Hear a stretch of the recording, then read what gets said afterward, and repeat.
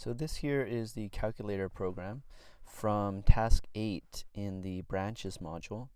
Right, so here's the branches module, task number 8, and it's the challenge exercise. It says to create a calculator program that asks the user to enter in a symbol and a first number and a second number, and then depending on the symbol, the program will calculate the correct answer. So this is one way that could have been done.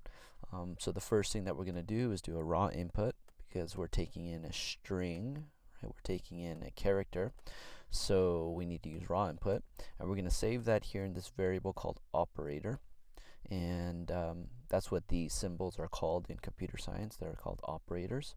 And then I'm going to use a regular input to take in the first number, and then a regular input to take in the second number in num1 and num2.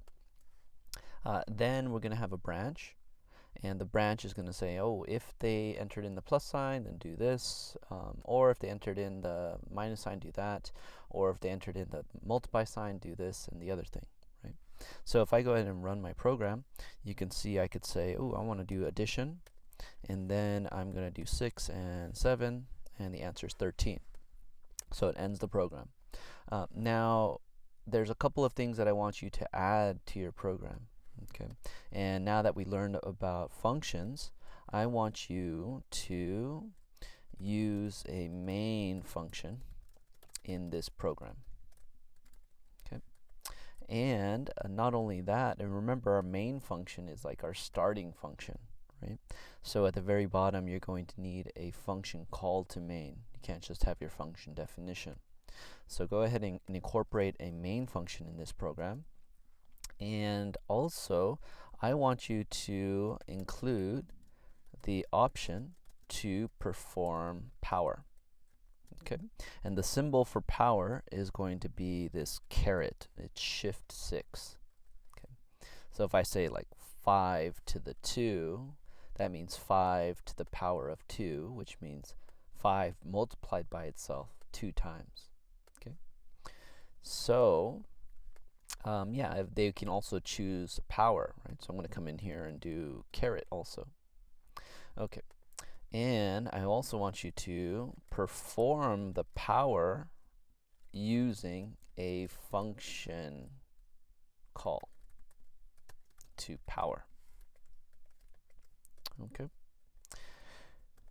and I also want you to add a loop so this calculator program doesn't end.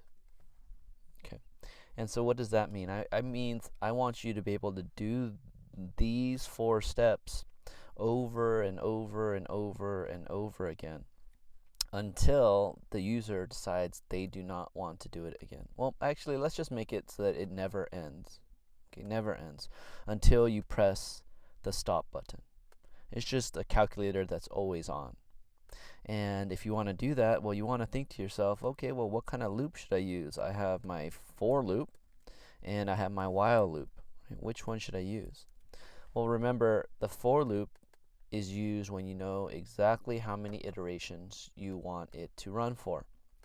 The while loop is when you don't know how many iterations you want the program to run, or the block of code to run. Right? So for this one here where it doesn't end, well, I'll let you go ahead and decide what kind of loop we should use for this program. Okay. So these are the 4 criteria that I want you to incorporate into this program or add to this program. It's to use the main function, include the option to perform power, and perform the power using a function called to power.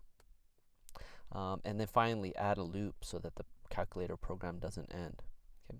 So to do all 4 of these things, you're going to have to incorporate all of the skills that we've learned over the past couple of tasks. So good luck with that.